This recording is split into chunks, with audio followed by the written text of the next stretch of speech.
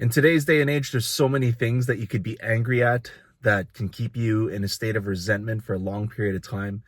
In my case, it was my divorce that I went through 5 years ago. And don't get me wrong, it's necessary to feel anger and to some degree resentment, depending on the severity of the situation that you went through. And it's just natural to feel that way. So don't feel bad for doing that. But I'm here to tell you that if you stay in that state for a very long period of time, not only is it detrimental to your health, it could literally kill you. And so, when I went through my divorce quite a few years back, I was angry for a long period of time. And thank God that I had the gym as a place to just transmute that energy into a positive outcome.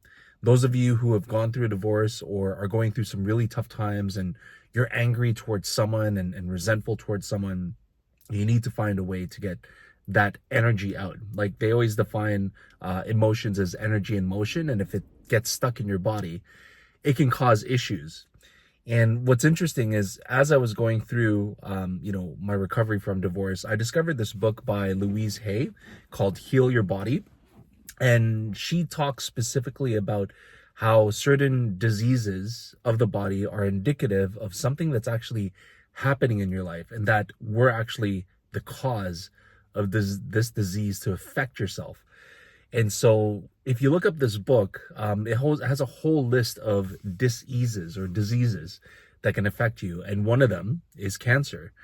And when I looked up cancer, it says this is caused by a deep sense of resentment and regret.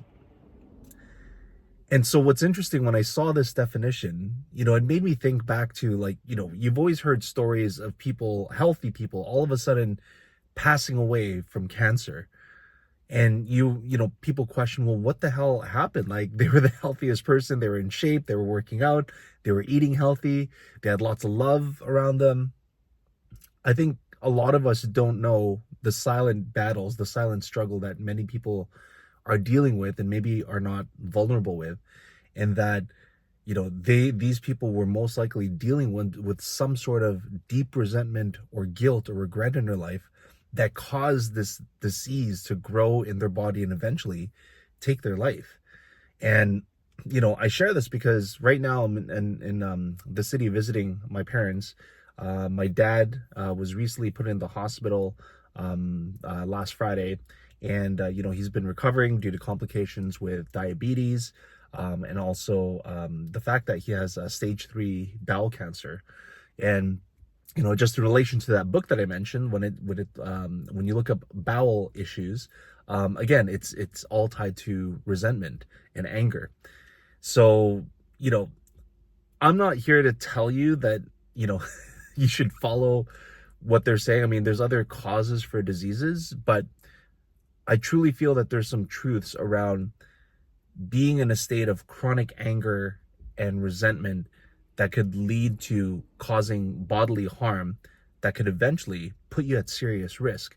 And just to give you some context around my dad, he's always been the type to, let's just say, hold grudges and resentment towards his own siblings, to people who he feels have wronged him. Like whether it be back in our time in Quebec when, we were dealing with racism, or even with his family members trying to take advantage of him with, financially, trying to keep family inheritance away from him. There's a whole bunch of stuff that he's had to deal with. But the most triggering one for him was my divorce. Even till this day, I have to be very sensitive when I talk about my kids to him. And you'd think, like, okay, it's your kids.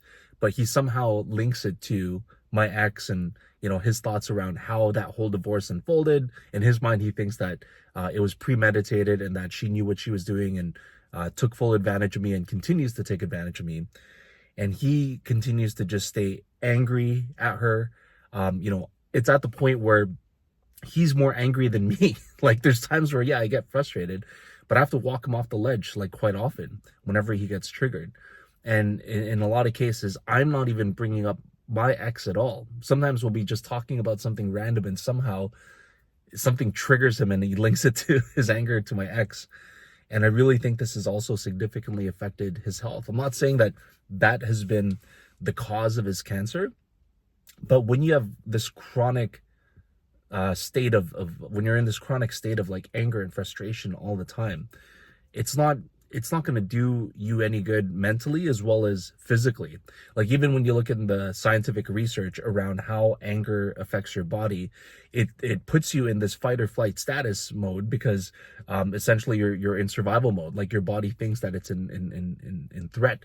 And so it affects your autonomic immune system, which also controls your digestion. So like, there's a whole bunch of symptoms that you'll experience if you're in a chronic state of anger for a long period of time, and it will cause complications down the road. So at this point, visiting my dad, like, I'm just, we're trying to do everything that we can to make sure that he's happy as much as possible. Even little things that he wants to debate about, just let it go, because at this point in his life, especially, for him, dealing with cancer, dealing with diabetes, dealing with old age, not being in the best physical shape, we're trying to do everything that we can to just preserve his mental state, so that way it doesn't continue to contribute towards his deterioration. And I share this with you because for a lot of us who have gone through significant life change, especially a divorce or someone who's wronged you, I know how hard it is sometimes to get past some of the anguish that you've been through. And the most important part for your healing process that I can share with you is, if you can find a way to forgive yourself, your ex, and even the situation for happening in the first place, it's going to make it a lot easier to finally let go of that anger and release it. Having something like a exercise program, like I go to the gym to just work out my stress. For me, that's been the best way, but you'll need to find a way to physically exert that emotion and get it out, whether that be through some sort of physical exercise, a sport, even transmuting it into like a hobby, like maybe you do art or whatever the case may be. You need to find a way to expel that energy. But mentally and inside, you need to find a way to forgive everything that's happened. Your ex, like for some of you that might be hard. It was hard for me, but it took repetition. It took quite a long period of time before I could finally be at peace and finally like tell myself, like, look, like we were doing the best that we could. Like, if I put myself in her shoes and she felt that things weren't working and that she felt trapped and that she needed to find a way out, I don't blame her. I don't blame anyone for acting the way that they are, because we don't know what is the reality that's going on in their mind. So you have to forgive them, because they're only acting based on the experience and the knowledge that they have. Same thing for myself. I had to forgive myself because, part of my anger, when I really thought about it, was actually towards myself for even allowing myself to be put in that position in the first place. This all happened because I made the wrong choice at the very beginning. So you have to also look at the fact that, like, you most likely caused this to happen in your life, and to forgive yourself because you didn't know any better. And forgiving yourself and your ex in this situation will be required multiple times. It took me almost a year and a half to finally have peace and let it go. And it's the funniest part about it is, when you get to that place, you'll see your friends, your family, they'll still be angrier than you, and you're gonna have to be the one to calm them down when they get all riled up about your whole situation. But if anything, that's indicative that you're in a peaceful place and that you're ready to move on.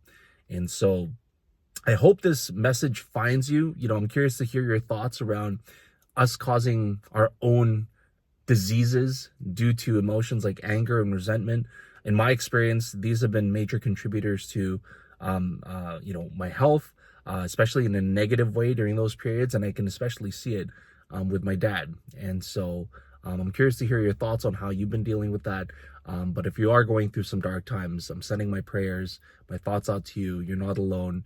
And I hope that you can find the strength to forgive everything about that situation, so that way you can move on in your life. With that said, have an awesome day, guys. I'll see you guys in my next one. Peace out.